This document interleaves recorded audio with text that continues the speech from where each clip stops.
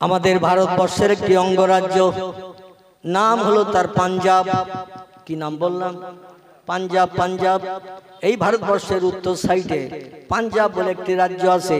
এই রাজ্যের জনসংখ্যায় সব থেকে বেশি বাস করে যারা, তারা হলো শিখ ধর্মাবলম্বী। কি নাম বললাম? শিখ ধর্মাবলম্বী। এই শিখ ধর্মাবলম্বীদের পাঞ্জাবি বলা হয়। কি বলা হয়? পাঞ্জাবি বলা হয়। প্রত্যেকটি ধর্মাবলম্বীদের একজন করে ধর্মীয় নেতা আছে না নাই? কথা বলেন। হিন্দু ভাইদের একজন ধর্মীয় নেতা আছে, নাম তার রামকৃষ্ণ পরমহংসদেব। বৌদ্ধদের একজন ধর্মাবলম্বী আছে, নাম তার গৌতম বুদ্ধ। ইহুদিদের একজন ধর্ম নেতা আছে, ধর্মীয় নেতা, তার নাম মোজেস। খ্রিস্টানদের একজন ধর্মীয় নেতা আছে, তার নাম যিশু বা ঈসা। আছে না নাই? আমার ভাইরা, বৌদ্ধদের একজন ধর্মীয় নেতা আছে, নাম তার গৌতম বুদ্ধ। পাঞ্জাবিদের একজন ধর্মীয় নেতা আছে, তার নাম হলো গুরু নানক। কি নাম বললাম? গুরু নানক। তিনি একটি তথ্য দিয়েছেন ইতিহাসে। আমি তথ্যটি আপনাদের কাছে একটু প্রকাশ না করলে আমার বক্তৃতা যেন কিছুটা অক্ষত রয়ে যাচ্ছে। আজকে দরুদ শরীফের মহব্বত, প্রেম, ভালোবাসা পয়গম্বরের জন্য আমরা কতটুকু করি। আর গুরু নানকের মতো বিধর্মী ধর্মীয় নেতা গুরু নানক, তিনি একটি তথ্য দিয়েছেন ইতিহাসে, কিয়ামত পর্যন্ত তার তথ্যটি মুছবে না। জোরে বলুন একটু সুবহানাল্লাহ। বইটির নাম হলো অমুসলিম মনীষীদের দৃষ্টিতে, অমুসলিম মনীষীদের চোখে হযরত মুহাম্মদ রাসূলুল্লাহ। লেখকের নাম ডক্টর আফাজউল্লাহ এবং তার কন্যার নাম হলো রোমেনা আফাজ। দুইজন মিলে এই বইটি লিখেছেন। বইটা বাজার থেকে খরিদ করবেন, তথ্যটা পেয়ে যাবেন ইনশাআল্লাহ। গুরু নানক বলছেন, সাধু সমাজকারক ব্রাহ্মণ গাজী পীর ও কুতুবগণ অশেষ উপকার করাইতে পারবেন যদি তারা ইসলামের নবীর প্রতি একটু ভক্তি ভরে দরুদ শরীফ পাঠান। আর একটু জোরে বলা যাবে না? নারায়ে তাকবীর। গুরু নানক বলছেন, সাধু সমাজকারক ব্রাহ্মণ গাজী পীর ও কুতুবগণ অশেষ উপকার করাইতে পারবেন যদি তারা ইসলামের নবীর প্রতি একটু ভক্তি ভরে দরুদ শরীফ পাঠান। গুরু নানক বলে নাই সময় সুযোগ হাতে পেলে রামকৃষ্ণ পরমহংসদেবের নামের জপ জিকির করিও। সময় সুযোগ হাতে পেলে এমন করে গৌতম বুদ্ধের নামের প্রশংসা করিও। সময় সুযোগ হাতে পেলে যীশু খ্রিস্টের নামের তসবিহ পড়িও। এ কথা গুরু নানক বলেন নাই। তিনি বলছেন, সময় সুযোগ যদি একটু হাতে পাও, রাজনীতির গল্প নয়, অন্য কোনো বই পুস্তকের গল্প নয়, সংসার যাপনের গল্প নয়, সময় যদি একটু হাতে পাও, ইসলামের নবী মুহাম্মদ রাসূলুল্লাহর মহব্বতে একটু বেশি বেশি করে দরুদ শরীফ পড়ে নাও। আল্লাহ কোরআন পাকের 22 পারা সূরা হাজাবের ভিতরে তথ্য কোট করে দিচ্ছেন, ও মানুষ, তোমাদের এই জন্য গুরু নানক দরুদ শরীফ পড়ার কথা বলেছে।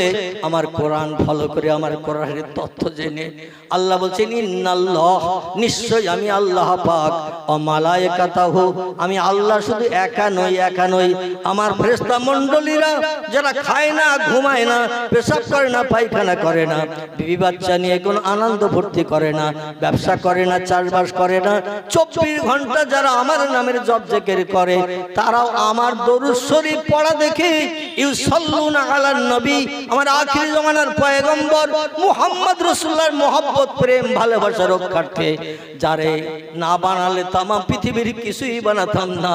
লাউলামা খলাকতুল আফলাক, আমি কোনো কিছুই বানাতাম না, জান্নাত বানাতাম না, জাহান্নাম বানাতাম না, ফেরেশতা বানাতাম না, জান্নাতের হুর গেলেমান কিছুই বানাতাম না, কোন সৃষ্টি আমি বানাতাম না আমার পয়গম্বরকে যদি সৃষ্টির পূর্বে না বানাতাম। জোরে বলুন একটু সুবহানাল্লাহ। সেই মুহাম্মদ রাসূলুল্লাহর সর্বপ্রথম সৃষ্টির পূর্বে বানানোর কারণে আমি তার এত ভালোবাসি, এত মহব্বত করি, এত ভক্তি আমি তারে করি। ইউসাল্লুনা আলান নবী, আমি আল্লাহ পাক সেই নবীর মহব্বতে দৈনন্দিন দরুদ শরীফ পাঠ করি। আচ্ছা, আল্লাহ কি নবীজির শাফাত নিয়ে জান্নাতে যাওয়ার দরকার আছে? আমাদের নবীজির শাফাত ছাড়া জান্নাতে যাওয়ার লাইন আছে? বিশ্ব নবী যদি আমাদের মতো গুনাহগার উম্মতের একটু চিন্তা না করে, আমরা কেউ নিজের আমলের দ্বারা জান্নাতে যেতে পারবো? একটা লোককে হাত তুলে দেখাতে পারবেন হুজুর নামাজ কালাম রোজা জিকির আজগার দান সাদকা খয়রাত এত আমি করেছি যার কারণে ইনশাআল্লাহ আমি জান্নাতে যাব? একটা লোক বলতে পারবে? যদি বলতে পারেন তো আমি আমার বাকি জিন্দেগি আল্লাহ যে কদিন হায়াতে রেখেছে ওই কদিন আমি আর জলসা টলসায় না যেয়ে ওই কদিন ঘর বাড়িতে না থেকে যে লোকটা হাত তুলে দেখাবে তার পা দুটো জড়িয়ে আমার মরণের দিন পর্যন্ত আমি চুপ করে বসে থাকবো। তুমি যখন জান্নাতে যাবো ভাই হাত তুলে সার্টিফিকেট দেছো, তা আমার যেন ফেলে যেও না, আমার একটু সঙ্গে করে নিয়ে যেও, পা জড়িয়ে থাকবো। আছে কেউ হাত তুলে দেখানোর মতো যে আমার আমল কালামের দ্বারা আমার সৎ কাজ ভালো কাজের দ্বারা ইনশাআল্লাহ আমি জান্নাতে যাব? বলতে পারবো কেউ? আল্লাহ যদি বলে বান্দা ভালো কাজ যা করেছিস লোক দেখানো করেছিস, লোক তোরে ভালো বলবে, আল্লাহওয়ালা বলবে, লোক তোর নামে সুনাম করবে, এই জন্য তো তুই ভালো কাজ করেছিস, আসলে আমাকে খুশি করার জন্য করিস নি। এটা ঠিক না ভুল? অধিকাংশ মানুষ দেখবেন পৃথিবীতে মাথায় টুপি দেয়, মুখে দাড়ি রাখে, লম্বা জামা গায়ে দেয়, রাস্তাঘাটে চলে, মানুষ দিকে বলে লোকটা খুব আল্লাহওয়ালা, মিথ্যে কথা বলে না, চুরি করে না, কারো মালে না বলে হাত দেয় না, ফেরেবাজি করে না, গালিগালাজ করে না। ও যখন রাস্তা দিয়ে যায় আশেপাশে লোক দেখলে তার নামে সুনাম করলে ওর কলিজাটা অন্তত 33,000 ভোল্টেজের মতো গরম হয় না? হয় না? হয় না? হয়, গরম হয়।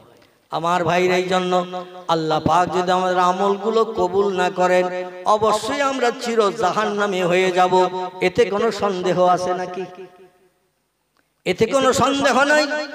আল্লাহ বলছেন ইন্নাল্লাহ, নিশ্চয় আমি আল্লাহ পাক, মালাইকাতাহু, এবং আমার ফেরেশতা মণ্ডলীরা, আমি শুধু একা নই, আমার সঙ্গে আমার ফেরেশতারা, ইউসাল্লুনা আলান নবী, আমার আখিরি জামানার পয়গম্বর মুহাম্মদ রাসূলুল্লাহর মহব্বত প্রেম ভালোবাসা রক্ষার্থে তার আচার ব্যবহার আখলাক দেখে ফেরেশতারাও পর্যন্ত মুহাম্মদ রাসূলুল্লাহর মহব্বতে দৈনন্দিন দরুদ শরীফ পড়ে থাকে। ইয়া আইয়ুহাল্লাযীনা আমানু, আল্লাহ ওই সেন্টেন্সের শেষ অংকে বলছেন, ও দুনিয়ার ইমানদার মুমিন মুমিনা নরনারী, আমারে না দেখে যারা বিশ্বাস করেছো, আমার পয়গম্বরের জীবন আদর্শ তোমরা যারা ভালোবেসে বাস্তব জীবনে রূপদান করে চলার চিন্তা ভাবনা নিয়েছো, আমি তাদের ডেকে বলছি সাল্লু আলাইহি, আমি এবং আমার ফেরেশতারা যে নবীর মহব্বতে দৈনন্দিন দরুদ শরীফ পাঠ করি, সাল্লু আলাইহি, তোমরাও সেই নবীর মহব্বতে দৈনন্দিন দরুদ শরীফ পাঠ করো। জোরে বলুন একটু সুবহান।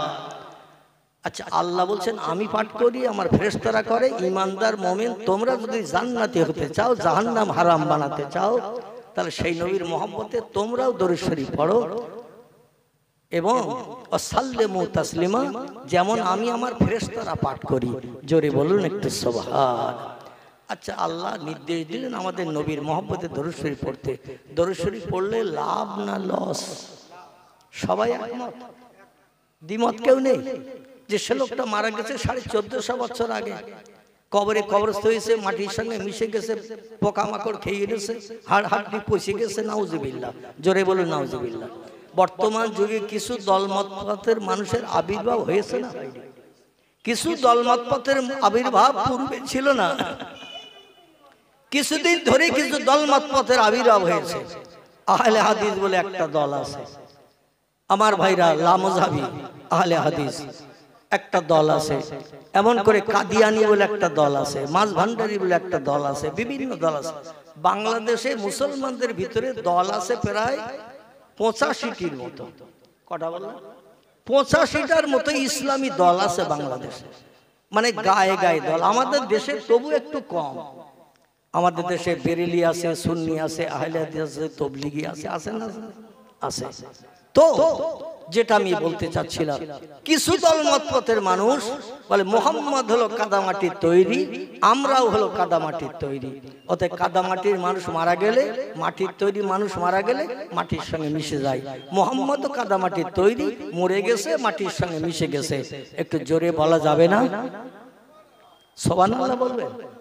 সব জায়গায় সুবহানাল্লাহ চলবে না, স্টপেজ দিতে হবে। আমার ভাইরা, সুখবর শুনলে সুবহানাল্লাহ, দুঃখের খবর শুনলে ইন্না লিল্লাহ, ঠিক না ভুল? দুঃখের খবর শুনলে ইন্না লিল্লাহ, বিপদ আমাদের খবর শুনলে কিন্তু বলতে হবে আপনাকে আল্লাহর নামের উপরে প্রশংসা করে নিতে হবে। এখানে বলতে হবে নাউজুবিল্লাহ। কি নাম? নাউজুবিল্লাহ। পয়গম্বর মুহাম্মদ রাসূলুল্লাহ মরে যাওয়ার পরে 1450 বছর আগে রবিউল আউয়াল মাসের 12 তারিখ হিজরির 10 সালে তিনি দুনিয়া থেকে ইন্তেকাল করলেন। আজ পর্যন্ত দেখতে দেখতে 1450 বছর হয়ে গেছে। মুহাম্মদ রাসূলুল্লাহ কবরে ভালো আছে না পচে গলে গেছে? আল্লাহর নবী বলছেন, ইন্নাল্লাহা হাররামা আন তাকুলা আলাল আরদে আসজাদাল আমবিয়ায়ে ফানাবিয়াল্লাহি হাইয়ুন ইয়ারযাকু। একটু গলা ছেড়ে উচ্চ রবে বলুন আল্লাহু আকবার। আরো জোরে বলুন আল্লাহু আকবার।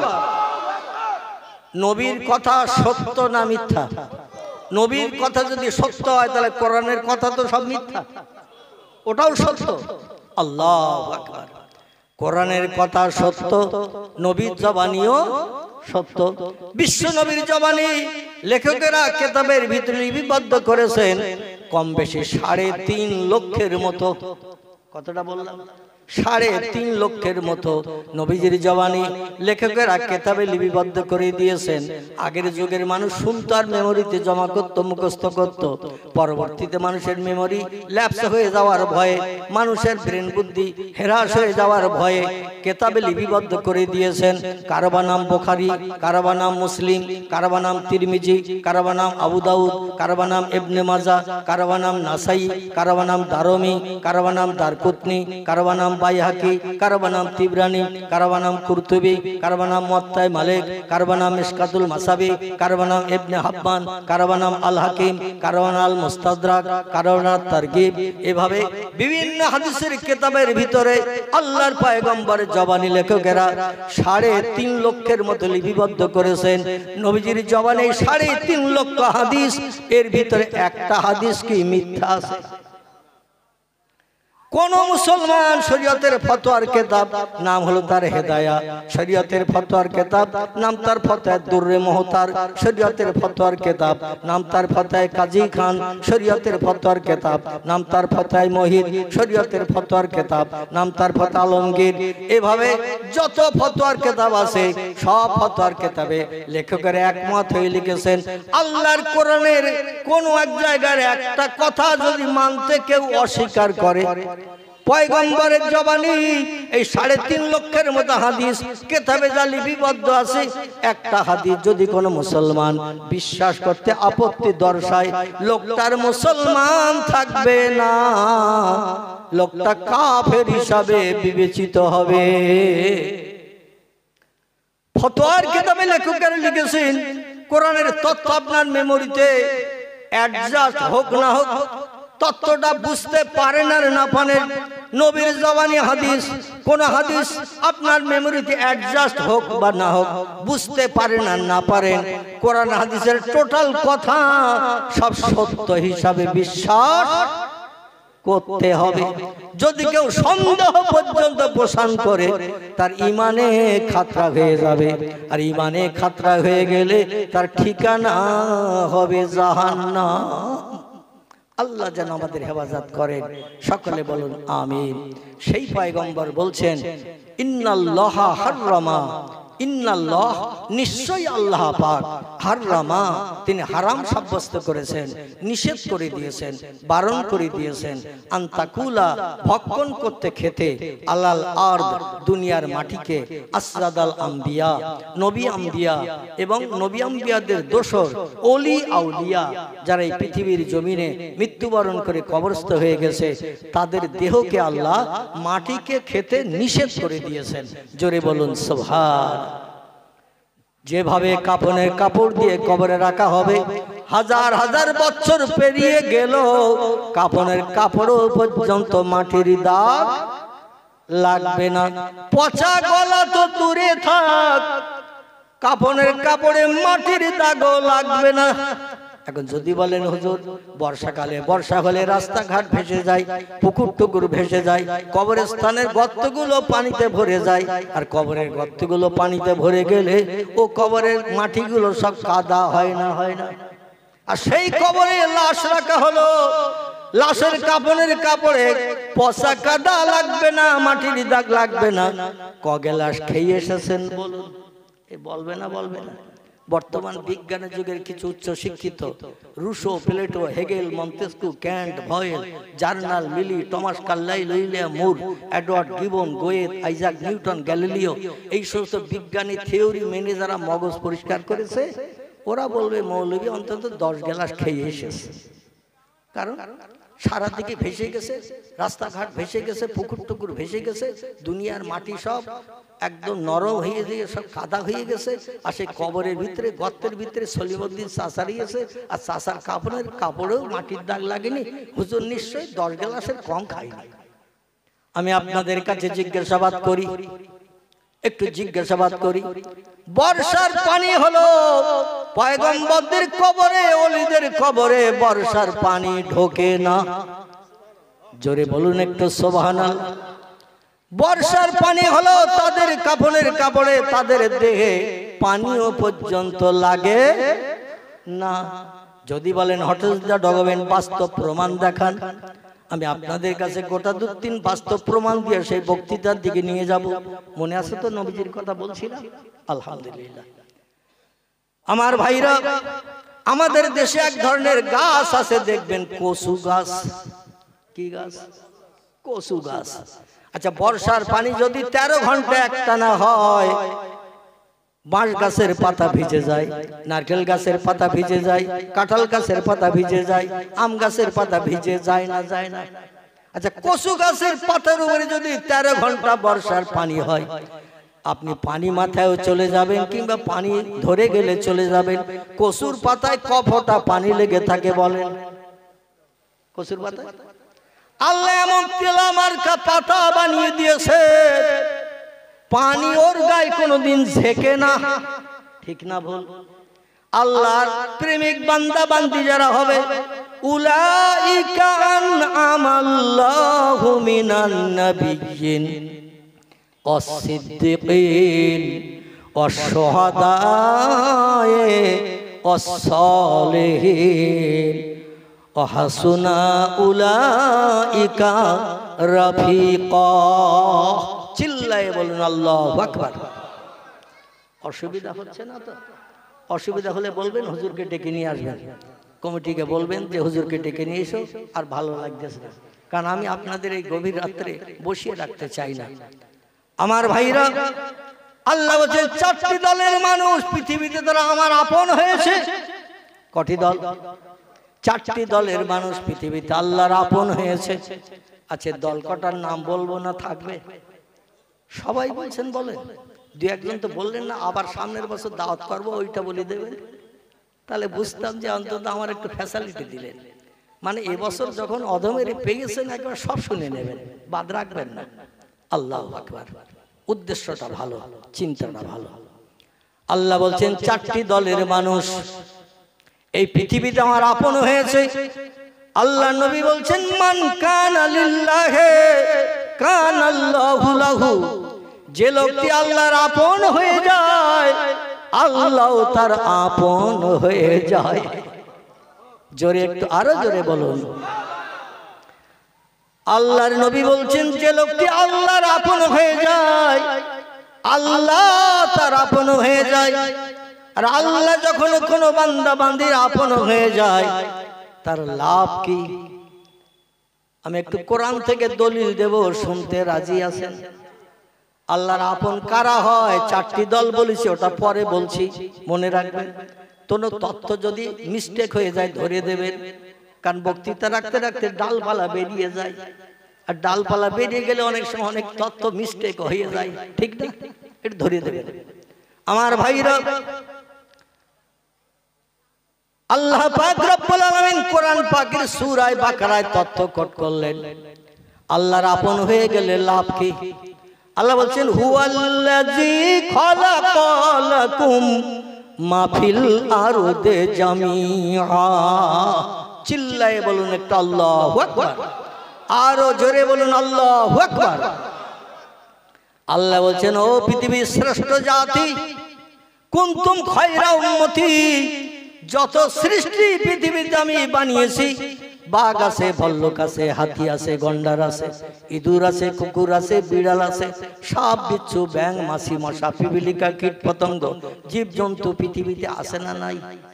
আল্লাহ বলেন, যত সৃষ্টি পৃথিবীতে আমি বানিয়েছি, লাকাদ খালাকনাল ইনসানা ফি আহসানি তাকবীম। চিল্লায়ে বলুন আল্লাহু আকবার। সূরা ৩ এর ভিতরে আল্লাহ তত্ত্বকট করেছেন, বর্তমান পৃথিবীতে সৃষ্টির সংখ্যা হাইব্রিড প্রোডাকশন বাড়তে বাড়তে বিজ্ঞানীরা তত্ত্ব দিয়েছে ১.৫ লক্ষ ছাড়িয়ে গেছে। কতটা বললাম? আল্লাহ পাঠিয়েছিলেন সৃষ্টি পৃথিবীর সৌন্দর্য শ্রীবৃদ্ধির জন্য ১৮,০০০। কতটা বললাম? ১৮,০০০। তফসিরের কিতাব এসেছে, আমি নানি দাদির গল্প বলছি না আপনাদের কাছে। তফসিরে রুহুল বায়ান, তফসিরে মজহুল কোরআন, তফসিরে বাইজাবি, তফসিরে কাশাফ, এমন করে বিভিন্ন তফসিরের কিতাবে লেখকের লিখেছেন। কেউ বলেছেন ১৮,০০০-এর কিছু বেশি, আবার কোনো বর্ণনাকারী বলেছেন ১৮,০০০-এর কিছু কম, আবার অধিকাংশ বর্ণনাকারী বলেছেন ১৮,০০০। পৃথিবীর সৌন্দর্য শ্রীবৃদ্ধি করার জন্য আল্লাহ পাঠিয়েছিলেন ১৮,০০০ সৃষ্টি। বাঘ একটা সৃষ্টি, ভল্লুক একটা সৃষ্টি, হাতি একটা সৃষ্টি, গন্ডার একটা সৃষ্টি, ইঁদুর একটা সৃষ্টি, কুকুর একটা সৃষ্টি, বিড়াল একটা সৃষ্টি, মানুষ একটা সৃষ্টি, জিন একটা সৃষ্টি। এইভাবে আল্লাহ সৃষ্টি পাঠিয়েছিলেন ১৮,০০০। এর থেকে ওর থেকে হাইব্রিড প্রোডাকশন বর্তমানে বাড়তে বাড়তে এখন ১.৫ লক্ষ সৃষ্টি ছাড়িয়ে গেছে। তাহলে বেশি হয়েছে না কম হয়েছে? যেমন এখান থেকে ২০-৩০ বছর আগে আমরা তেলাপিয়া মাছ চোখে দেখেছিলাম, ওটা হাইব্রিড প্রোডাকশন। পোল্ট্রি মুরগি চোখে দেখেছিলাম ২০-৩০ বছর আগে, কথা বলতে হবে, দেখিনি। সিলভার কাপ মাছ আমরা চোখে দেখেছিলাম ২০-৩০ বছর আগে, গ্লাস কাপ দেখেছিলাম, দেখি নাই। বিজ্ঞানীরা এর থেকে ওর থেকে বীর্য নিয়ে, জীবাণু নিয়ে, বীর্য নিয়ে এর থেকে ওর থেকে লাগিয়ে নতুন নতুন হাইব্রিড প্রোডাকশন। মাগুর মাছ আছে না, হাইব্রিড মাগুর, ও কি আগে ছিল নাকি? দেশি মাগুর ছিল। দেশি মাগুর খুব বড় হলে ৫০০, ৬০০ নয় ৭০০ হতো। এখন হাইব্রিড যদি ৬ মাস পোষে অন্তত ৫ কেজি হবে। ক কেজি? ৫ কেজি ৬ কেজি হয়ে যাবে ভালোভাবে খেতে দিলে। এসব হাইব্রিড প্রোডাকশন। এই হাইব্রিড প্রোডাকশন বাড়তে বাড়তে সৃষ্টির সংখ্যা ১.৫ লক্ষ ছাড়িয়ে গেছে। আলোতে যত সৃষ্টি বাড়ে বাড়ুক, কিন্তু আমি সৃষ্টি সেরা করে বানিয়েছি মনুষ্য জাতিকে। জোরে বলুন একটু সুবহান। আমার আল্লাহ বলছেন, ও মানুষ, এই জন্য আমি তত্ত্ব দিয়ে দিলাম, হুয়াল্লাযী খালাকালাকুম মা ফিল আরদে জামিআ। যা কিছু চোখে দেখো, যা কিছু চোখে দেখতে পাও না, সব সৃষ্টি আমি বানিয়েছি মানুষ তোমাদেরই উপকারের জন্য। জোরে বলুন একটু সুবহানাল্লাহ। খলাকা, আমি আল্লাহ বানিয়েছি, লাকুম, ও মানুষ তোমাদের জন্য, মাহফিল আরদে জামিয়া, পৃথিবীর জমিনে যা কিছু চোখে দেখো, যা কিছু চোখে দেখো না। চোখে দেখো না এই জন্য বললেন, সাগরের পানির তলায় যা কিছু থাকে দেখতে পাই, কথা বলে। এই জন্য আল্লাহ বলেন, যা দেখো আর যা দেখো না। পাহাড়ের গুহার ভিতরে যা কিছু বাস করে, ও কি চোখে দেখতে পাওয়া যায়? ও তো চোখে দেখতে পাওয়া যায় না। এই জন্য আল্লাহ বলে, যা কিছু দেখো, যা কিছু দেখতে পাও না, মাহফিল আরদে জামিয়া, পৃথিবীর জমিনে সব তোমাদের উপকারের জন্য বানিয়েছি। আচ্ছা, কোরআনের এই সূরা বাকারার এই আয়াতটা সত্য না মিথ্যা? সবাই একমত কি? সবাই একমত তো? যদি একমত হন তাহলে একটু পরীক্ষা নেব কিন্তু আপনাদের। হিজলের মানুষকে এমনি এমনি ছেড়ে যাব না, একটু পরীক্ষা নেব। দিতে রাজি আছেন তো নাকি? আর যদি বলেন হুজুর পরীক্ষা দেব না, তাহলে এই তথ্যটা বাদ দিয়ে দেব। আর যদি বলেন যে আল্লাহ কোরআনে বলেছে সব মানুষের উপকারের জন্য বানিয়েছি, কিরাম বানিয়েছে, একটু পরীক্ষা নিতে আপনারা দিতে রাজি আছেন তো নাকি? আচ্ছা, সৃষ্টি যদি সব বানিয়ে থাকে, তা বাঘ আল্লাহ সৃষ্টি না? সৃষ্টি না? কথা বলে। বাঘ, ভল্লুক, গন্ডার, সিংহ, সব আল্লাহর সৃষ্টি। আচ্ছা, যদি আল্লাহর সৃষ্টি হয়, আল্লাহ বলেন যা বানিয়েছে সৃষ্টি সব তোমাদের উপকারের জন্য, তাহলে আল্লাহর কোরআন কেমন সত্য।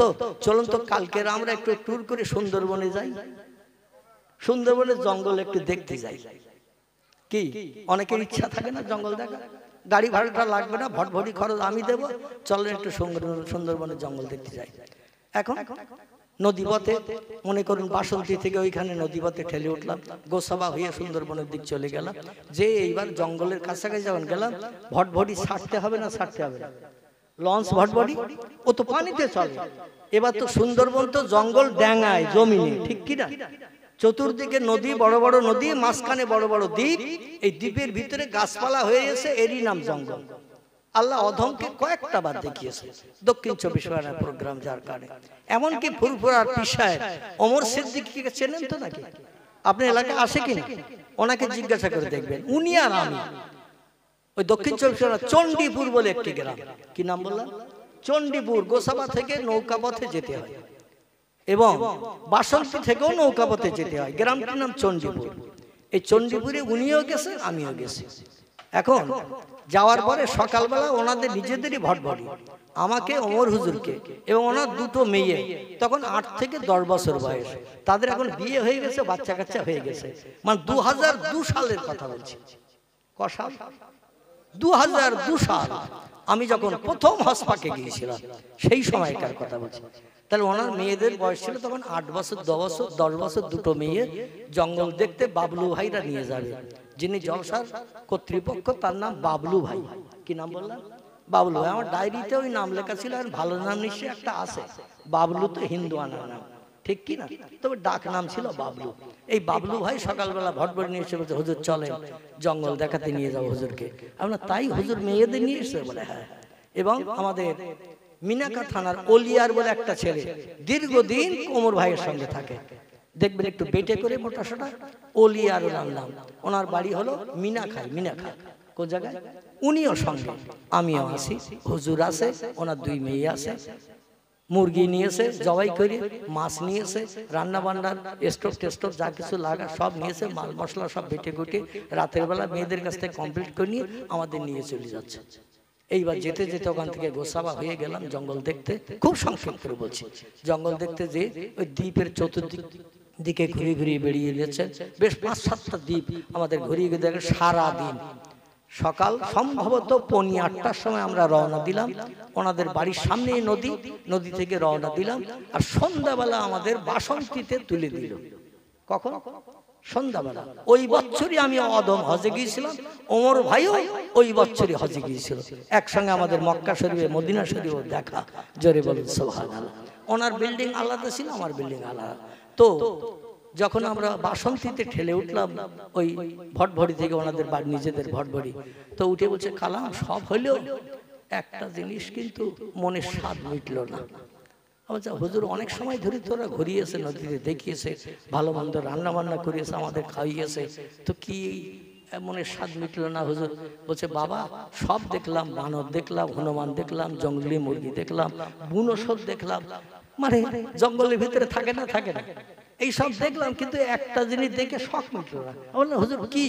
বলে, সেই ইংরেজি নাম রয়্যাল বেঙ্গল টাইগার। মুসকে মুসকে হাসছেন আর বলছেন রয়্যাল বেঙ্গল টাইগার, বাঘ তো দেখা গেল না। বলে, হুজুর ঠিক বলেছেন। হুজুর, তো বাঘ দেখা যায়নি, এতে আপনি অখুশি? বলে, ওইটাই তো দেখতে মানুষ যায়, কালা। আমার বলছে, কালা ওইটাই তো মানুষ দেখতে যায়। আমি বললাম, হুজুর ও দেখলে আবার বিপদেরও আশঙ্কা আছে, হালুম করে যদি ভটভটিতে পড়ে, জনম জনম বিবিধও হয়, বাচ্চা এতে হবে। বলে, সেও ঠিক বাবা, তো বাঘ না দেখলে জঙ্গল ঘোরার স্বাদ মেটে না। আমার ভাইরা, বাঘের প্রিয় খাবার হলো মানুষ, ঠিক না ভুল? হাজার খরগোশ থাক, হরিণ থাক, বা অন্য বুনোসর থাক, বানর থাক, অন্য যে কোনো জীবজন্তু থাক, মানুষ যদি একবার বাঘ দেখতে পায়, বাঘ পাগল হয়ে যাবে না? যাবে না? যাবে কিনা? পাগল হয়ে যাবে। যদি বাঘের ডেকে বলা হয়, বাঘ, জঙ্গল ঘুরলাম, জঙ্গলি মুরগি দেখলাম, হনুমান দেখলাম, বানর দেখলাম, ও বাঘ, বুনোসর দেখলাম, কুমির দেখলাম, অনেক কিছু দেখলাম, কিন্তু তোমার দেখা পাই নাই। শেষবেলার দিকে ফিরে যাব ভাব, বিকাল গড়িয়ে যাচ্ছে, সন্ধ্যার ঘন ঘটা নেমে আসবে একটু বাদে। তোমার সঙ্গে সাক্ষাৎ যখন হয়ে গেছে, এই ডাঙা পথে জঙ্গলে, এখানে মোটরসাইকেল চলে না, 4 চাকা গাড়ি চলে না, কোনো রিক্সা ভ্যান জঙ্গলে চলে না। চলে জঙ্গলের ভিতরে চলে না, হেঁটে হেঁটে দেখতে হয়েছে, পা ব্যথা হয়ে গেছে, আর হাঁটতে পারছি না। লঞ্চ ভটভটি দূরে আছে সেই নদীর ধারে, অনেক জঙ্গলের ভিতরে ঢুকে গেছি। তোর সঙ্গে যখন দেখা হয়ে গেছে, আর আল্লাহ কোরআনে বলেছেন সব সৃষ্টি মানুষের উপকারের জন্য বানিয়েছে, কথাটা যদি সত্য হয় তো হাঁটতে আর পাচ্ছি না, একটু পিঠে করে নিয়ে ভটভটিতে পৌঁছে দে। এ বলা যাবে না? যাবে না। আল্লাহর কোরআন সত্য বিশ্বাস করি, বাগেরে ডেকে যদি বলি যে একটু ভটভটি পর্যন্ত পৌঁছে দে, হাঁটতে আর পাচ্ছি না, পা ব্যথা হয়ে গেছে, বাঘ দাবি শুনবে তো নাকি? কি কথা বলে? বাঘ দাবি শুনবে? আচ্ছা, বাঘ যদি দাবি না শুনে তাহলে তো কোরআন মিথ্যা হবে। কি আল্লাহ বলছে সব সৃষ্টি তোমাদের উপকারের জন্য বানিয়েছে, এমন কিছু নাই যে তোমার কথা শুনবে না। আমার ভাইরা, ওই কথাটার কাছে আমি আপনাদের নিয়ে আসতে চাইছি, কিন্তু বাঘ বলবে মৌলবী চিকচিকে টুপি মাথায় দিয়েছো, গাল ভাড়া দাঁড়িয়ে আছে, হাঁটুর নিচে লম্বা জামা আছে, নবীর সুন্নতের পায়রবি তুমি, নামাজ পড়ো, কপালে কালো দাগ পড়ে আছে, রমজানে রোজা নষ্ট করো না, আল্লাহর কোরআন সময় পেলে তেলাওয়াত করো, মসজিদে বসে তাসবিহ জপ জিকির করো, সুবহানাল্লাহ সুবহানাল্লাহ, আলহামদুলিল্লাহ আলহামদুলিল্লাহ, লা ইলাহা ইল্লাল্লাহ, সময় পেলে তাসবিহ জপ করো, কিন্তু আল্লাহর আপন এখনো হতে পারোনি।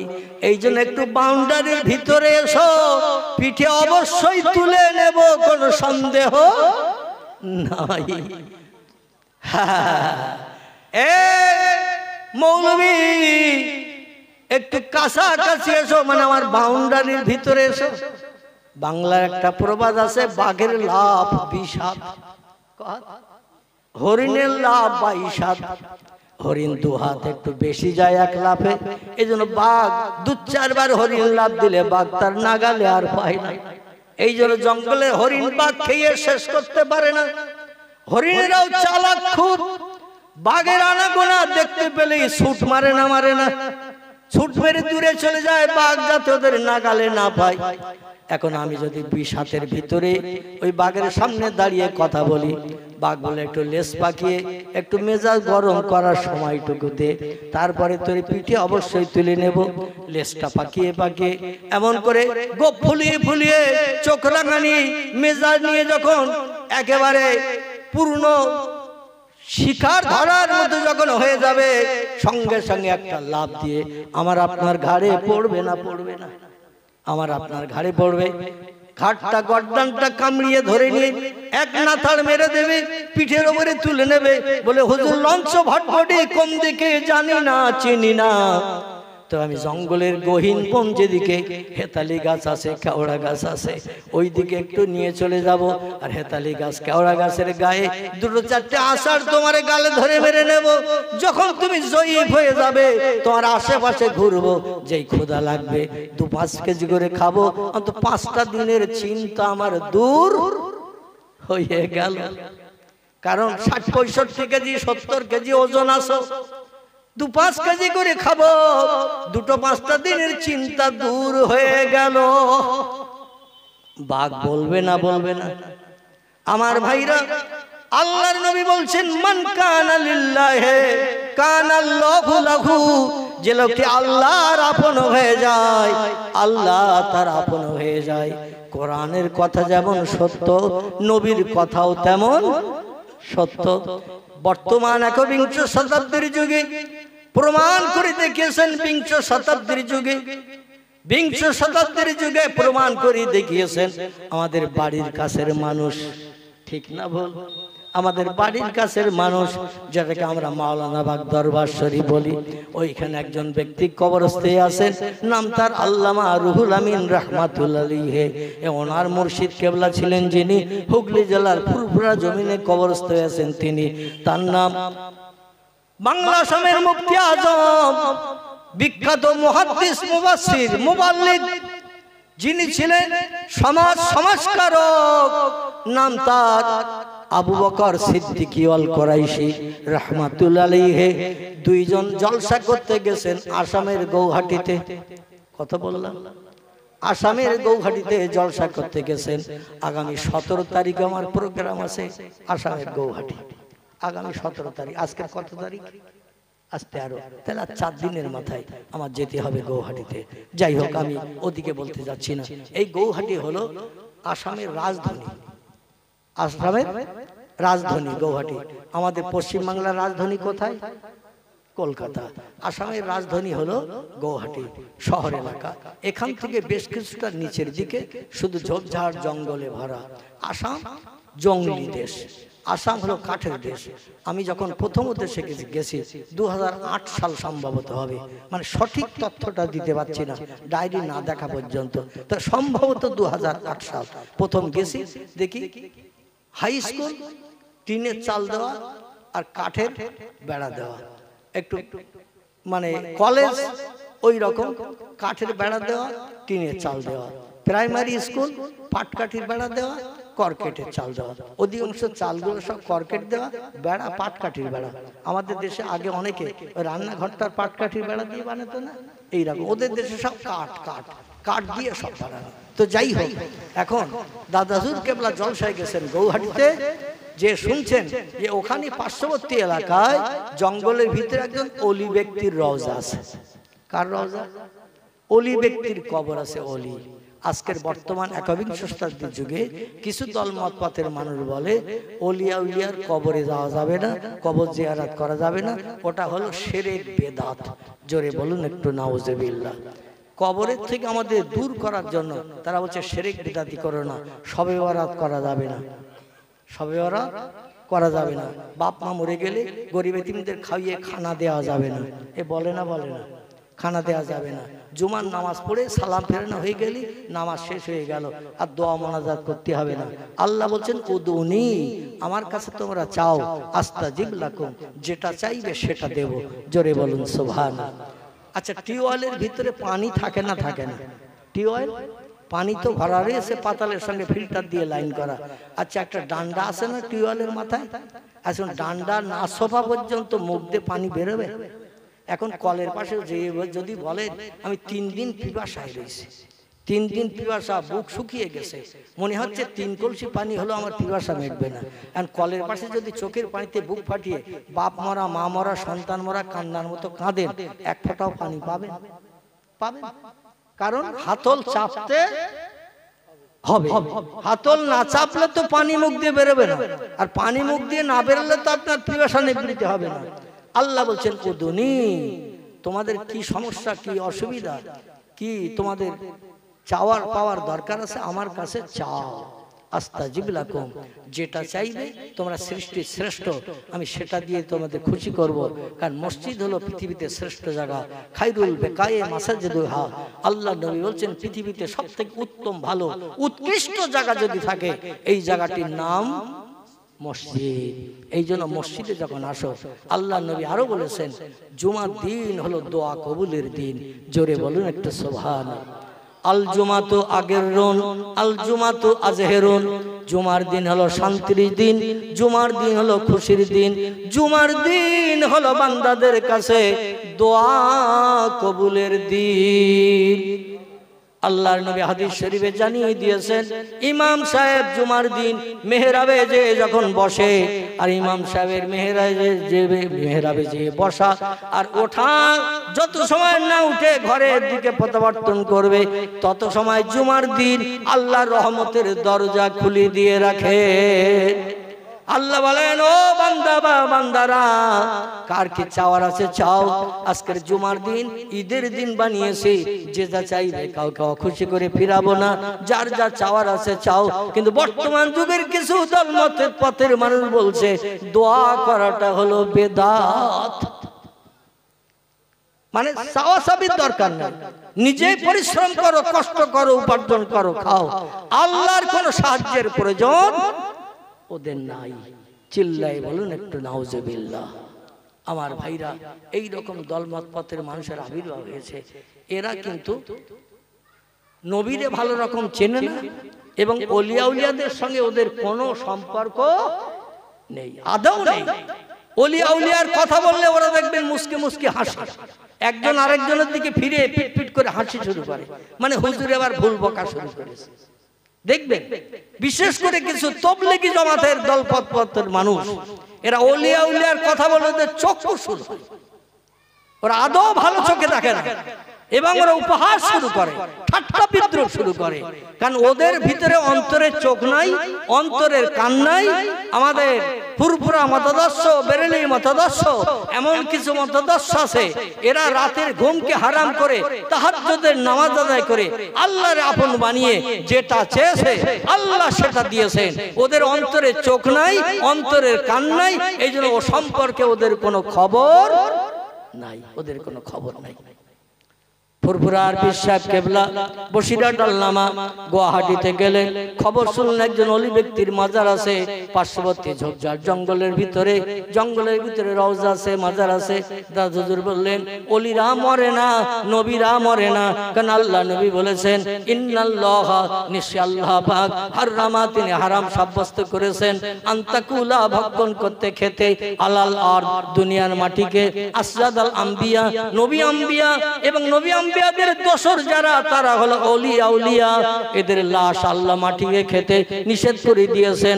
শুধু তাই নয়, তাই নয়, ফানবী আল্লাহে হাইয়ুন ইয়ারজাকু, আল্লাহর নবীরা, আল্লাহর ওলিরা কবরের ভিতরে হাইয়ুন, তারা জিন্দা অবস্থায় থাকে এবং ইয়ারজাকু, খোদা প্রদত্ত জান্নাতি রুজি তাদের জন্য ফেরেশতারা দৈনন্দিন পরিবেশন করে থাকে। একটু জোরে বলা যাবে না? নারায়ে তাকবীর, নারায়ে তাকবীর। আমাদের সিলসিলার প্রতিষ্ঠাতা, বিখ্যাত সমাজ সংস্কারক মরহুম দাদা হুজুর পীর কেবলা ওই দলের মানুষ ছিলেন না? ছিলেন না। হাজার হাজার কারামাত দাদা হুজুর কেবলার জীবন ইতিহাসে। আমি বেশি তথ্য আপনাদের কাছে দেব না, যেটি আপনাদেরকে বলতে চাইছিলাম, আল্লামা হুজুরের জীবনীতে শত শত কারামাত আছে। আমাদের ইন্ডিয়ায় যতটা কারামাত না আছে, বসিরহাট হুজুর, দাদা হুজুর আমাদের ইন্ডিয়ায় বেশি ওয়াজ নসিহত করেননি। একটু বাংলাদেশে যেয়ে দেখেন, রাস্তায় রাস্তায়, পথে পথে আমিনিয়া মসজিদ, আমিনিয়া মাদ্রাসা, আমিনিয়া খানকা, এমন করে আমিনিয়া বিভিন্ন ধরনের আমার ভাইরা নামগুলো করণ করে সাইনবোর্ডে সব লেখা রয়েছে, সিদ্দিকা মাদ্রাসা, সিদ্দিকা ইতিমখানা, সিদ্দিকা খানকা, সিদ্দিকা মসজিদ, হাজার হাজার দাঁড়িয়ে রয়েছে। জোরে বলুন একটু সুবহানাল্লাহ। সেই যে আমাদের ইন্ডিয়ায় ততটা নাই, কারণ সেই যুগে 1947 সালে যখন দেশ স্বাধীন হলো, 64তে রাইট হয়েছিল। অনেক বয়স্ক বৃদ্ধ মানুষ খবর রাখে, বাংলা 64 রাইট, অনেক বুড়ো মানুষ খবর রাখেন কিনা? ঘর বাড়ি পুড়িয়ে দেওয়া হয়েছিল বসিরহাটের জমিনে, ঘর বাড়ি মুসলমানদের পুড়িয়ে দিয়ে হিন্দুরা দখল করতে চেয়েছিল। অনেক সম্ভ্রান্ত বংশীয় মুসলিমেরা, চাকরিজীবীরা, উচ্চ শিক্ষিতরা জায়গা জমি ঘর বাড়ি ছেড়ে সব বাংলাদেশে চলে গিয়েছিল। তার আগে বাংলাদেশ কিন্তু হিন্দু দেশে ভরা ছিল। এই রাইটের আগে বাংলাদেশে হিন্দুদের আধিপত্য ছিল বেশি, মুসলমান ছিল কম। তাই হিন্দুদের দ্বীন শিক্ষা দেওয়ার জন্য, ইসলামী দাওয়াত দেওয়ার জন্য দাদা হুজুর কেবলা, বসিরহাট হুজুর কেবলা কারামাতের মাধ্যম দিয়ে অলৌকিক তাজ্জব আশ্চর্যান্বিত ঘটনা বাংলাদেশে ঘটিয়ে হাজারো হাজার হিন্দুদের কলেমা পড়িয়ে মুসলমান বানিয়েছে। নারায়ে তাকবীর। আমার বন্ধুগণ, অনেক নজির বাংলাদেশের জমিনে আছে, কারণ সে সময় হিন্দু ভাইদের আনাগোনা ছিল বাংলাদেশে বেশি। আর পরবর্তীতে 1971 যখন বাংলাদেশ স্বাধীন হয়ে গেল, মুসলমানদের আধিপত্য বিস্তার হলো। শেখ মুজিবের আমল থেকে বলছি, হিন্দু ভাইরা পাসপোর্ট করে করে ও দেশের জায়গা জমি বিক্রি করে এ দেশে জায়গা জমি কিনে এ দেশে কিছু ঘর বাড়ি বানিয়ে রেখে ও দেশে বসবাস করছে, ব্যবসা করছে। অধিকাংশ হিন্দু ভাইরা ব্যবসা করে, চাষবাস করে না, ব্যবসা করে সংসার নির্বাহ করে। আর পয়সা করি যা আয় হয় সব আমাদের ইন্ডিয়ায় পাঠিয়ে দেয়। আপনজন, খালাতো ভাই, মামাতো ভাই, খালাতো ভাই, ফুফুতো ভাই, এইরকম আত্মীয় স্বজন ইন্ডিয়ায় আছে, তাদের সঙ্গে সম্পর্ক রেখে জায়গা জমি বেছে বেছে পয়সা করে সাপ্লাই করে করে ইন্ডিয়ায় সব জায়গা তৈরি করে নিয়েছে। এই জন্য ভারতবর্ষের হিন্দুস্তানে এখন হিন্দুদের জনসংখ্যা বেশি, তবে মুসলমানদের জনসংখ্যা পূর্বে ছিল কম। বর্তমানে এখন শতকরা 95 জন মুসলমানের বাস বাংলাদেশে। জোরে বলুন সুবহানাল্লাহ। তা বসিরহাট হুজুর যে সময় গেছেন, দাদা হুজুর যে সময় গেছেন, ওই সময় হিন্দু ভাইদের বসবাস ছিল বেশি, মুসলিমদের সংখ্যা ছিল কম। তখন ভারত বাংলাদেশ সব একই রাষ্ট্র ছিল, একই দেশ ছিল। পাকিস্তান তখন হয়নি, একই বাংলা ছিল। এই জন্য হিন্দু ভাইরা চট্টগ্রাম, কুমিল্লা, রাজশাহী, পাবনা, সিলেট, রংপুর, বগুড়া থেকে শুরু করে বিভিন্ন এলাকায় তাদের বসবাস ছিল বেশি।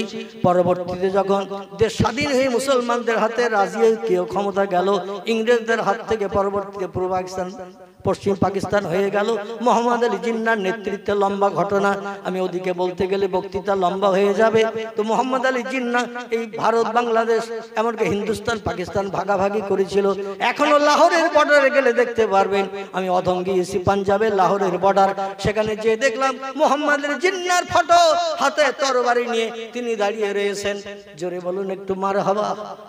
যে মোহাম্মদ আলী জিন্নাহ মহাত্মা গান্ধীর সঙ্গে আলোচনা করে দেশ বিভক্ত করেছিলেন, লাহোর বর্ডারে এখনো তার ফটো লাগানো আছে।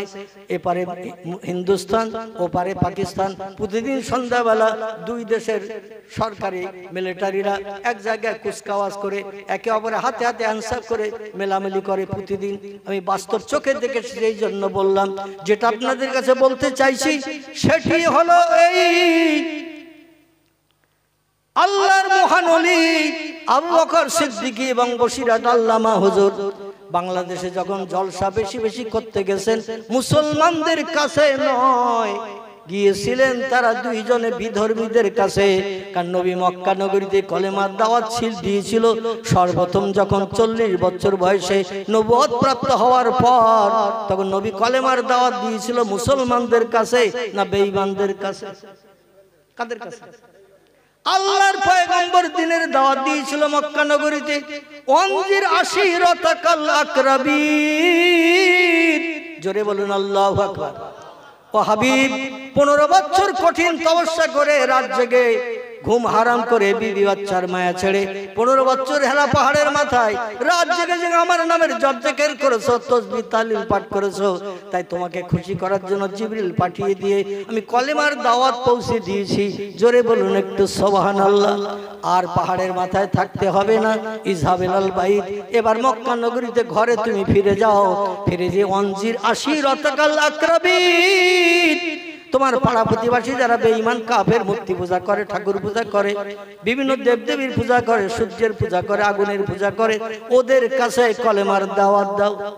যারা পাথরের প্রতিমার পূজা করে, মাটির তৈরি প্রতিমার পূজা করে, আগুনের পূজা করে, গাছের পূজা করে, পাথরের পূজা করে, এরা মুসলমান না বিধর্মী? এরা বিধর্মী। আল্লাহ বলেন বিধর্মীদের কাছে কলেমার দাওয়াত দাও, ইমানদার মুমিন মুসলমান বানাও। বিশ্ব নবীর জীবন আদর্শ বাস্তবে রূপদানের জন্য দাদা হুজুর কেবলা, বসিরহাট আল্লামা হুজুর কেবলা দুইজন চলে গিয়েছিলেন বাংলাদেশের হিন্দু ভাইদের কাছে কলেমার দাওয়াত দিতে। জোসরা নামের একটি মেয়ে দাদা হুজুরের ওয়াজ শুনে বিসমিল্লাহ শরীফের আমল করে গোবর সাপ পর্যন্ত হাড়িতে বাপ মা দিয়েছেন তাকে দুনিয়া থেকে বিদায় করার জন্য। যখনই খাই বিসমিল্লাহ বলে, স্কুলে যায় বিসমিল্লাহ বলে, রাতে শুতে যায় বিসমিল্লাহ বলে। বিসমিল্লাহর আমল করার কারণে বাপ মা বলল আমাদের মান সম্মান তো নষ্ট হয়ে যাচ্ছে, যেখানে যায় সেখানে বিসমিল্লাহ বলে, পরীক্ষার রেজাল্ট ভালো হচ্ছে বটে, তো ধর্মের মর্যাদা নষ্ট হয়ে যাচ্ছে। এই জন্য মেয়েটার দুনিয়া থেকে বিদায় করে দেব। স্কুল থেকে বাড়ি ফিরে এসেছে। স্কুল থেকে বাড়ি ফিরে আসার পর বাপ মা যুক্তি করে হাড়ির ভিতরে গোবর সাপ রেখে দিয়ে উপরে সরাচাপা দিয়ে দিয়েছে। মেয়েটা বাড়ি এসেছে ক্ষুধার যন্ত্রণায় কাতর। 3টা 3:30 বেজে গেছে, বলে হাড়িতে রসগোল্লা আছে, যে খা। বাপ্পা চিন্তা ভাবনা, হাড়ি সরা যে উঠাবে গোবর সাপ ফস করে উঠবে না, আর ফস করে উঠলেই ও রসগোল্লা তুলতে যাবে, হাড়ি সরা উঁচু করে আর হাতে সবল মেরে দিলেই গোবর সাপ কমপ্লিট হবে না, হবে না। মেয়ে বিসমিল্লাহ শরীফ পাঠ করে হাড়ির সরাটা যেই উঁচু করেছে, আল্লাহ বলে ইযহাব ইয়া জিবরিল, এ জিবরিল দুনিয়া তাড়াতাড়ি পৃথিবীতে চলে যা। আমার প্রেমিকা বান্দি যদিও ভিন ধর্মাবলম্বী, তো আমার কোরআনের মহব্বত করে। কোরআনে 114টি সূরা আছে, এই 114টি সূরার শুরুতে বিসমিল্লাহ আছে না নাই? একটা সূরায় বিসমিল্লাহ নাই। সূরাটির নাম কি? আলহামদুলিল্লাহ। সূরাটির নাম হলো সূরাতুত তাওবা। এই সূরায় বিসমিল্লাহ নাই, কিন্তু 19 পারে আল্লাহ পাক দুটো বিসমিল্লাহ দিয়ে দিয়েছেন। জোরে বলুন সুবহানাল্লাহ। 114টি সূরা, 114টি বিসমিল্লাহ আল্লাহ দিয়ে দিয়েছেন। আল্লাহ নবী বলছেন, যখনই তোমরা কিছু খাবে, কুলু ওয়াশরাবু, যখনই কিছু পান করবে, যখনই কিছু খাবে, আল্লাহর নাম নিয়ে খাও। আল্লাহ বিপদ মুসিবত থেকে, কঠিন রোগ থেকে তোমাদের নিষ্কৃতির ব্যবস্থা করে দেবেন। কিন্তু আমরা খাওয়ার আগে বিসমিল্লাহ বলি না, খাওয়া অর্ধেক হয়ে গেলে তাই মনে হয়, ঠিক কি না? যদিও অর্ধেক হয়ে গেলে মনে হাসে, সঙ্গে সঙ্গে বিসমিল্লাহে আউয়ালুহা ওয়া আখিরুহা বলতে পারবে? বিসমিল্লাহে আউয়ালুহা ওয়া আখিরুহা, আল্লাহ শুরু এবং শেষ সব তোমার নাম দিয়ে শুরু করছে। জোরে বলুন সুবহানাল্লাহ। কিন্তু আমরা জীবনে কোনোদিন বিসমিল্লাহ পড়েছি কিনা এখন স্মরণ করলে অন্তত 11 ঘন্টা সময় দিতে হবে। কোন দিন পড়েছি খাওয়ার সময়? যেই মেয়েটি সারা উঁচু করে যে বিসমিল্লাহ বলে, আল্লাহ বলে জিবরিল পৃথিবীতে যা, আমার বান্দিরে গোপ্র সাত কামড় দেবে, ওটা আমি পছন্দ করি না, পছন্দ করি না। বান্দির হেফাজতের দায়িত্ব কার? বান্দা বান্দি যদি আল্লাহর হয়ে যায়, ওই বান্দা বান্দির হেফাজতের দায়িত্ব কার? আল্লাহর। আল্লাহ দায়িত্ব নিয়েছেন, নিয়ে বললেন যা তাড়াতাড়ি করে হাঁড়ির ভিতরে রসগোল্লা ভরে দে। কোথায় গোপ্র সাপ, কোথায় রসগোল্লা? এ আসমান জমিনের পার্থক্য কিনা? গোপ্র সাপ সাপুড়ের কাছে পাওয়া যায়, আর রসগোল্লা ময়রার দোকানে তালপুকুরি গেলি পাওয়া যায়, ঠিক কিনা? তা দুটো জায়গা আলাদা কিনা? এখন আল্লাহ যদি চিন্তা করেন, আল্লাহ বলছেন ইন্নামা আমরুহু ইজা আরাদা শাইয়ান আইয়াকুলা লাহু কুন ফায়াকুন। জোরে বলুন একটু আল্লাহু আকবার। আল্লাহ বলছেন, যখন আমি কোনো বিষয়ে কোনো হুকুম করি, ইজা আরাদা শাইয়ান, কোনো কিছু তৈরি করার পরিকল্পনা ইচ্ছা প্রকাশ করি, আইয়াকুলা লাহু, আমার জবান দিয়ে শুধু একটু বলি কুন, হ, ফায়াকুন, সঙ্গে সঙ্গে সেটা হয়ে যায়। আমার কোনো কিছু বানাতে 1 সেকেন্ডের বেশি 2 সেকেন্ড সময় লাগে না। আমি হলাম তোমাদের সেই প্রভু আল্লাহ। আল্লাহ রাতের বেলা দিন করতে পারে না? পারে না? দিনের বেলা রাত করতে পারে কিনা? মরারে জিন্দা করতে পারে কিনা? জিন্দারে বিনা রোগের কারণেও মারতে পারে না? পারে না? রাস্তায় চলতে চলতে হোঁচট খেয়ে যেন পড়ে গেল, লোকজন দৌড়ে এসে বলে ভাই কি হয়েছে, ওঠ, দেখে পটল তুলেছে। রোগ বেমারি কিচ্ছু নাই, 25 বছরের যুবক, কোনো রোগ বেমারি নাই, চলতে চলতে হোঁচট খেয়ে পড়েছে। মসজিদে নামাজ পড়তে যেও অনেক বান্দা সেজদায় যেও আর ওঠে না, ঠিক না ভুল? কত বান্দার মরণ হয়ে গেল নামাজি হালাতে। আল্লাহ শুধু বলেন কুন ফায়াকুন, সঙ্গে সঙ্গে সেটা হয়ে যায়। আল্লাহ কোরআনও কোট করে দিয়েছেন, বিসমিল্লাহির রহমানির রহিম, তুলিজুল লাইলা ফিন নাহারে ওয়া তুলিজুন নাহারা ফিল লাইল ওয়া তুখরিজুল হাইয়া মিনাল মাইয়্যিতি ওয়া তুখরিজুল মাইয়্যিতা মিনাল হাইয়্যি ওয়া তারযুকু মান তাশাউ বেগাইরে হিসাব। জোরে বলুন একটা আল্লাহু আকবার। আচ্ছা, তাওয়ারুকের ব্যবস্থা মনে হচ্ছে খারাপ আছে এবছর, আমি যেন মনে মনে ধারণা করছি। কি বিরিয়ানি টিরানি আছে তো নাকি? ও সেই জন্যই লোকের আওয়াজ পাওয়া যাচ্ছে না। মানে তামার হাড়িতে হাড়ের খড়খড়ানি না হলে শ্রোতাদের আওয়াজ ভালো পাওয়া যায় না। তাওয়ারুক হয়েছে ভালো, তবে সে আসল তাওয়ারুক হয়নি, এই জন্য আওয়াজের একটু নরমালিটি ভাব মতন দেখা যাচ্ছে। যাই হোক, আগামী বছর ইনশাল্লাহ এই জলসা যদি হয়, তাওয়ারুক আরো ভালো হবে নাকি? সকলে বলেন ইনশাল্লাহ। আমার ভাইরা, মেয়েটা যতটা পেরেছে হাড়ির থেকে বড় বড় রসগোল্লা উঠিয়ে নিয়েছে, আচ্ছা রসগোল্লা কি দুনিয়ার কোন বাজারের মিষ্টির দোকানের রসগোল্লা? আরে দুনিয়ায় বেঁচে থাকতে আল্লাহর জান্নাতি নেওয়াজ, জান্নাতি খাবার, জান্নাতি খাদ্য কত বান্দা যে খেয়েছে তার কোন ইয়াত্তা নাই নাই। আমাদের ফুরফুরা পীর সাহেব কেবলার পীর সাহেব ছিলেন যিনি সুফি ফতে আলী ওয়াইসি তার নাম, কলকাতার মানিকতলার জমিনে কবরস্থে আছেন। উনি সাগরেদদের বললেন, বাবারা তোমরা আমার পিছনে আসছো, আচার্য প্রফুল্ল চন্দ্র রোড দিয়ে আমার পিছনে পিছনে আসছো, কিন্তু তোমরা যেন কুটকাট করছো, আমার বিরুদ্ধে কি আলোচনা করছো আমি যেন বুঝতে পারছি। বলে হুজুর পিপাসা লেগেছে খুব, ক্ষুধা লেগেছে খুব, আর দুপুর রোদ্রে আপনি নিয়ে যাচ্ছেন শ্যামবাজারের দিকে, কোথায় যাবেন জানি না। আলহামদুলিল্লাহ এখানে আমার অসমাপ্ত বক্তৃতার ইতি টানলাম। কটা বেজেস কটা? আলহামদুলিল্লাহ 11টায় 40 হয়ে গেছে। হুজুর এসে গেছেন। আল্লাহ যদি আবার চারি চক্ষের মিলন ঘটায়, যেখানে ছেড়েছি একটু স্মরণ করে দেবেন, এখান থেকে শুরু করব, কারণ আমার বক্তৃতা অসমাপ্ত রয়ে গেছে, মানে পুরো নির্দিষ্ট জায়গায় পৌঁছাতে পারিনি। হুজুর এসে গেছেন, রাত গভীর হয়ে গেছে। বিখ্যাত ওয়াইজিন, কোরআন হাদিসের একেবারে অনলদর্শী বক্তা, অনলদর্শী বক্তা। কোরআন ছাড়া তিনি ওয়াজ করেন না। তিনি আপনাদের কাছে বক্তব্য রাখবেন, ধীরে স্থিরভাবে শুনুন এবং শেষ দোয়া করে যাবেন না। আমি অনুরোধ করছি কেউ যেন উঠবেন না। সকলে রাজি আছেন তো নাকি? সকলে রাজি আছেন? আলহামদুলিল্লাহ। উচ্চ রবে মহব্বতের সঙ্গে গলা ছেড়ে নবীর মহব্বতে